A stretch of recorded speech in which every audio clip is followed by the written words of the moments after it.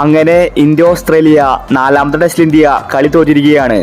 Australia 154 റൺസിനാണ് കളി ജയിച്ചിരിക്കുന്നത്. India 155 റൺസിൽ all ഔട്ടായി. കുറച്ചെങ്കിലും പിടിച്ചു നിന്നുവെങ്കിൽ ഇന്ത്യക്ക് സമനിലയെങ്കിലും നേടാമായിരുന്നു.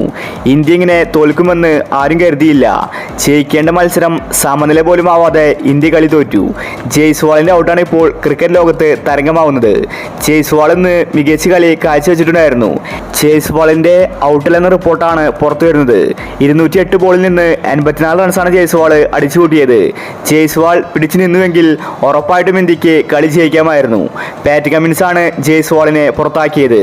ഇന്ന് ഇന്ത്യ കളി തോറ്റ ശേഷം ജയ്സ്വാൾ പറഞ്ഞത് ഇങ്ങനെയായിരുന്നു: എനിക്ക് ഇന്ത്യൻ ടീമിനെ ജയിപ്പിക്കാൻ സാധിക്കുമായിരുന്നു.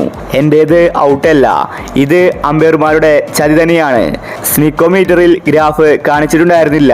ബോൾ എൻ്റെ ബാറ്റിന്റെ അടുത്തുകൂടെ പോലും പോകുന്നുണ്ടായിരുന്നില്ല. ഗ്ലൗവിൽ പോലും തട്ടിയിട്ടില്ല. എന്നിട്ടും തേർഡ് അമ്പയർ അത് ഔട്ട് കൊടുത്തു. ഇത് അമ്പയർമാരും ഓസീസും ഒത്തുകളിച്ചതാണ്.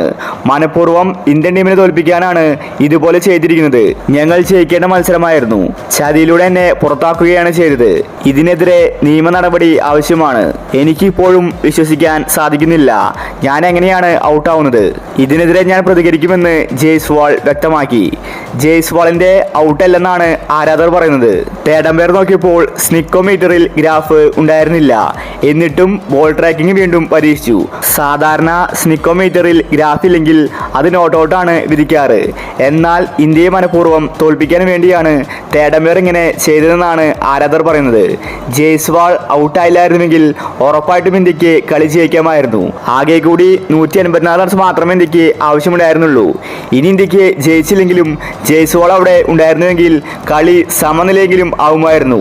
ഇന്ത്യ ഇങ്ങനെ തോൽക്കില്ലായിരുന്നു. രോഹിത് ഇന്ന് 9 റൺസും കോഹ്ലി 5 റൺസുമാണ് എടുത്തിട്ടുണ്ടായിരുന്നത്. രാഹുൽ ഡെക്കിലാണ് പുറത്തായത്. ആരും തന്നെ ഫോമായില്ല. അതാണ് ഇന്ത്യ കളി തോൽക്കാൻ കാരണമായത്. അപ്പോൾ ഇന്നത്തെ ജയ്സ്വാളിന്റെ ഔട്ടാണോ നോട്ട് ഔട്ടാണോ? നിങ്ങളുടെ അഭിപ്രായങ്ങൾ താഴെ കമന്റ് ചെയ്യുക. ഇതുപോലത്തെ ക്രിക്കറ്റ് ന്യൂസിന് വേണ്ടി ഈ ചാനൽ മറക്കാതെ സബ്സ്ക്രൈബ് ചെയ്യൂ.